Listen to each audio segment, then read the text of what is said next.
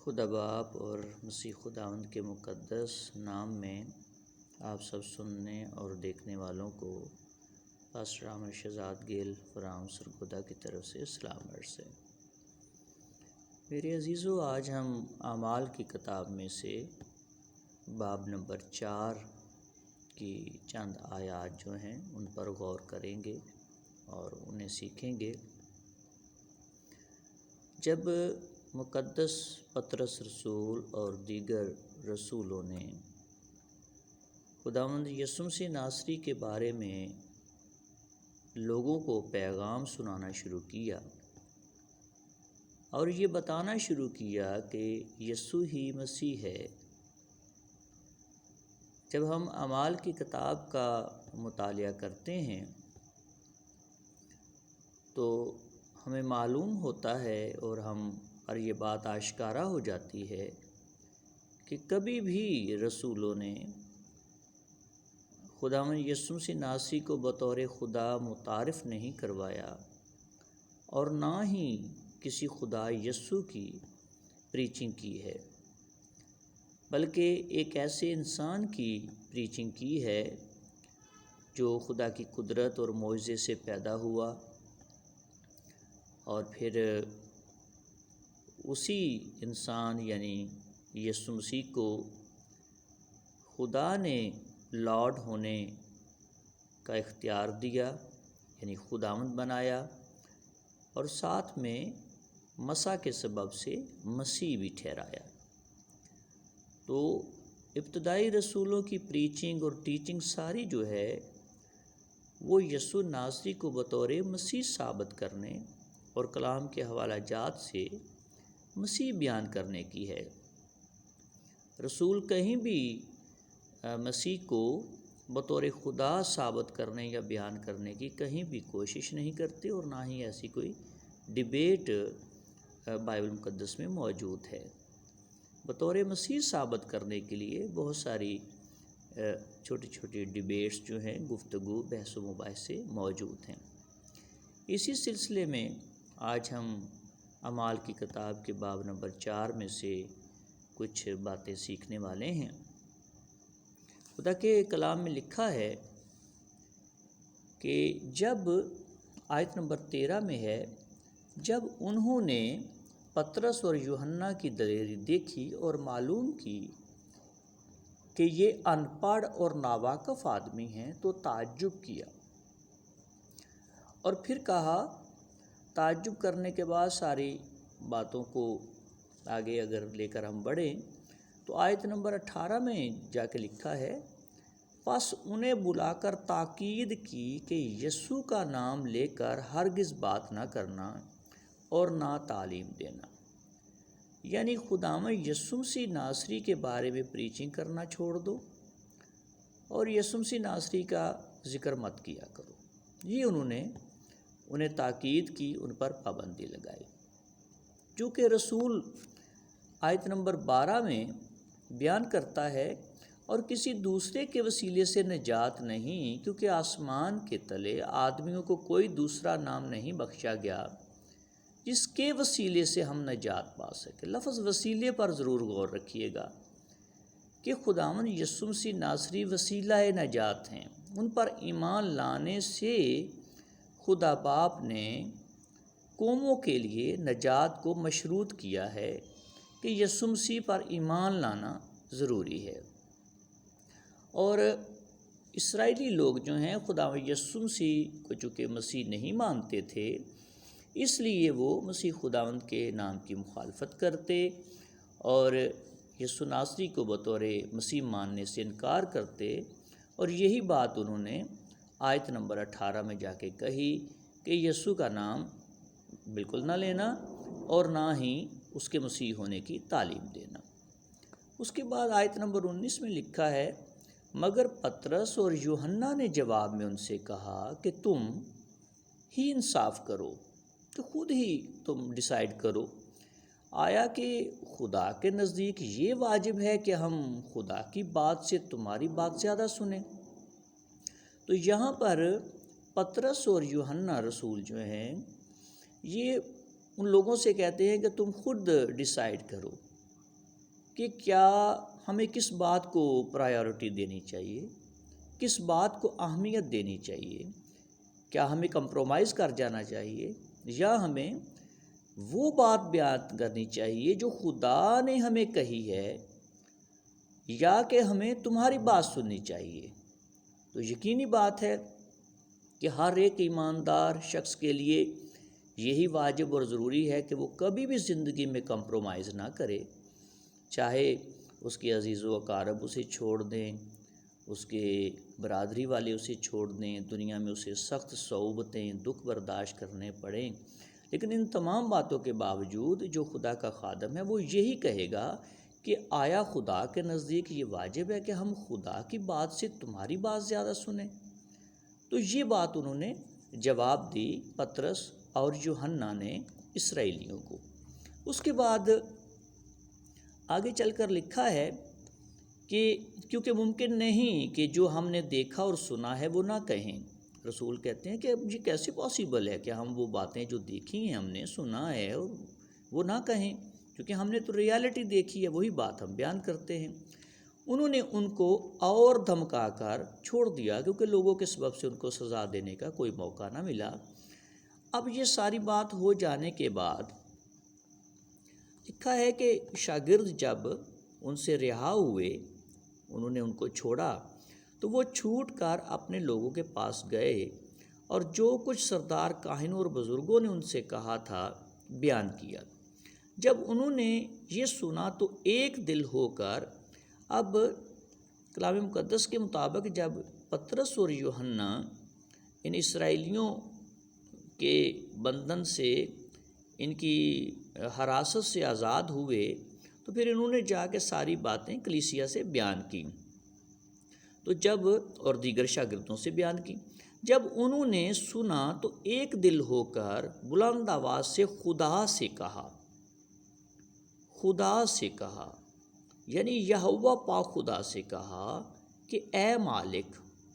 اب بہت ساری جگہ آپ کو آسمانی باپ کے بھی القاب مالک کی صورت میں نظر آئیں گے، یسوع مسیح ناصری کو بھی مالک کہا گیا ہے، اور لوگوں کو بھی مالک کہہ کے پکارا گیا ہے۔ تو مالک لفظ پہ کنفیوز ہونے کی ضرورت نہیں ہے، یہ ایک لقب ہے، عزت کے بلانے کے لیے ہے، تو اس عزت کے طور پر یہ لفظ استعمال ہوتا ہے۔ تو بلند آواز سے خدا سے کہا، اب یہ دعا شروع کی گئی ہے، یہاں سے دعا شروع ہو گئی ہے۔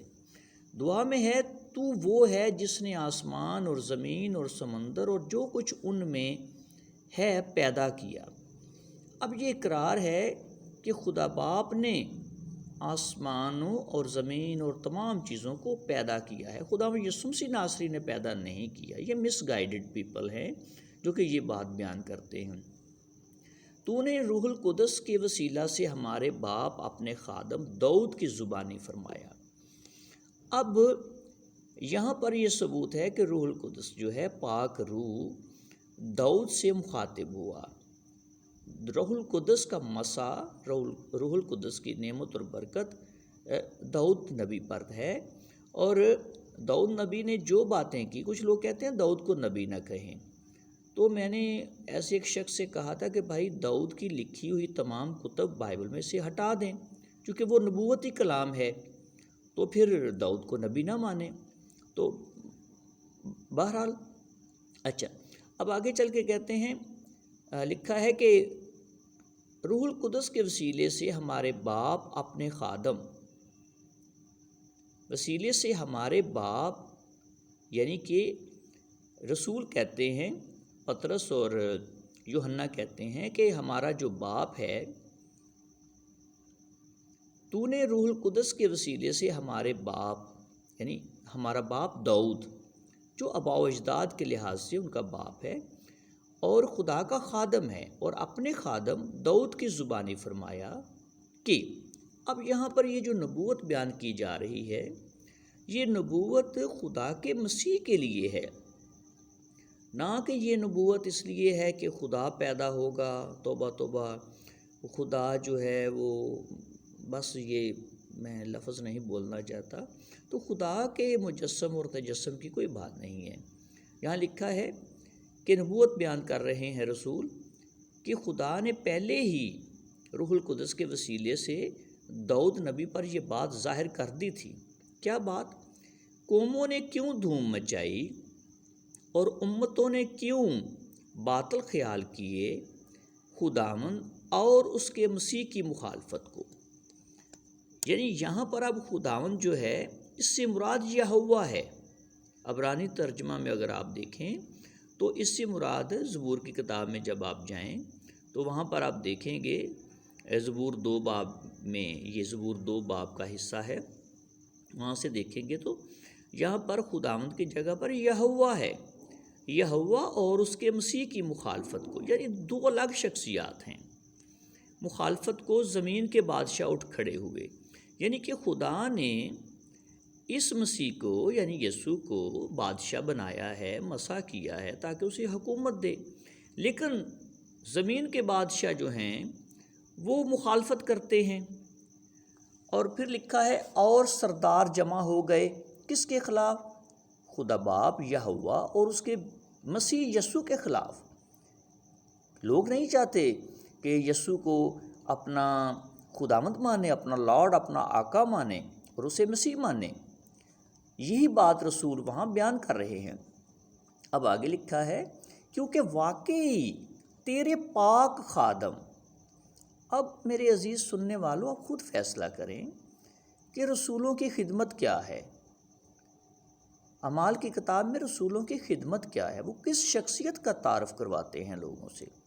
کہتے ہیں دعا کر رہے ہیں، اور دعا کے یہ الفاظ ہیں کیونکہ واقعی تیرے پاک خادم، یسوع مسیح خادم ہیں خدا کے، تیرے پاک خادم یسوع کے برخلاف، یعنی اب یسوع مسیح کے برخلاف جو لوگ اٹھے ہیں تو رسول اس بات کو جوڑ رہے ہیں کہ یہ وہ نبوت ہے جو زبور 2 میں بیان کی گئی ہے کہ خدا اور اس کے مسیح کی مخالفت کی جائے گی۔ تو دعا میں یہی الفاظ وہ بیان کرتے ہیں کہ یہ بات ہم ہوتے دیکھ رہے ہیں اور ہوتے دیکھی ہے، کیونکہ واقعی تیرے پاک خادم یسوع کے برخلاف، یہاں دیکھیں سادہ لفظ یسوع لکھا ہے، کوئی نہیں لکھا یسوع خدا کے خلاف، خدا بیٹے کے خلاف۔ ایک ایک لفظ پر میرے عزیزوں غور کیا کریں، کیونکہ واقعی تیرے پاک خادم یسوع کے برخلاف جسے تو نے مسیح کیا۔ بات بڑے دھیان سے ہے سننے والی، جسے تو نے مسیح کیا۔ اب خدا باپ نے براہ راست اپنے خادم یسوع مسیح کو مسیح کیا ہے۔ پھر لکھا ہے مسیح کیا ہیرودیس اور پونتس پیلاطس غیر قوموں اور اسرائیلیوں کے ساتھ اسی شہر میں جمع ہوئے۔ اب یہی بات کہ زمین کے بادشاہ اٹھ کھڑے ہوئے، اس بات کی تفصیل میں آگے تشریح میں رسول یہ بیان کرتا ہے۔ پھر لکھا ہے تاکہ جو کچھ پہلے سے تیری قدرت اور تیری مصلحت سے ٹھہر گیا تھا وہی عمل میں لائیں۔ اسی لیے میں اکثر لوگوں سے کہتا ہوں کہ خدا کے منصوبے میں مسیح خداوند آلریڈی موجود تھے، پری ایگزسٹ ہونا ضروری نہیں ہے۔ خدا کے منصوبہ اور ارادہ میں سب باتیں پہلے سے موجود ہیں، صرف وہ خاص وقت پر واقع ہوتی ہیں، وقوع میں آتی ہیں، تاکہ جو کچھ پہلے سے تیری قدرت اور تیری مصلحت سے ٹھہر گیا تھا وہی عمل میں لائیں، کہ جو خداوند آسمانی باپ نے ٹھہرا دیا تھا کہ ایسا ہوگا، یہ نبوت پوری ہوگی، وہ ویسے ہی ہوا۔ اب اے خداوند، اب یہاں پر پھر یہ نہیں ہے کہ اس کو سمجھیں کہ یہ ہے کہ اب اے خداوند یسوع مسیح، نہیں، بلکہ یہوہ پاک خدا سے ہی وہ مخاطب ہیں۔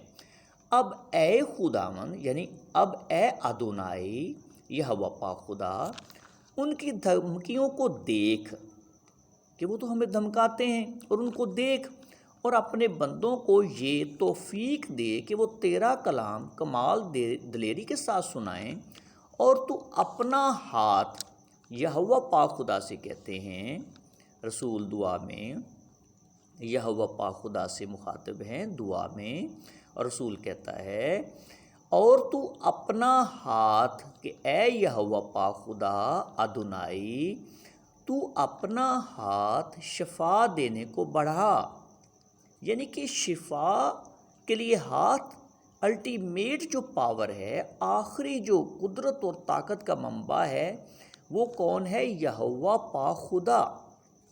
اور تو اپنا ہاتھ شفا دینے کو بڑھا، اور تیرے پاک، تیرے یعنی کہ اگر یہ یہاں پر یسوع مسیح ناصری ہیں تو شاگرد پھر کنفیوز ہیں۔ اس کا مطلب ہے کہ شاگرد کہہ رہے ہیں، یسوع سے ہی کہہ رہے ہیں کہ تو اپنا ہاتھ شفا دینے کو بڑھا، اور تیرے پاک خادم یسوع کے نام سے معزز ہوں۔ بالکل رانگ، بلکہ درست تشریح ہے، اور تو یعنی یہوہ پاک خدا اپنا ہاتھ شفا دینے کو بڑھا، اور تیرے پاک خادم یعنی اے باپ تیرے پاک خادم یسوع کے نام سے معجزے اور عجیب کام ظہور میں آئیں۔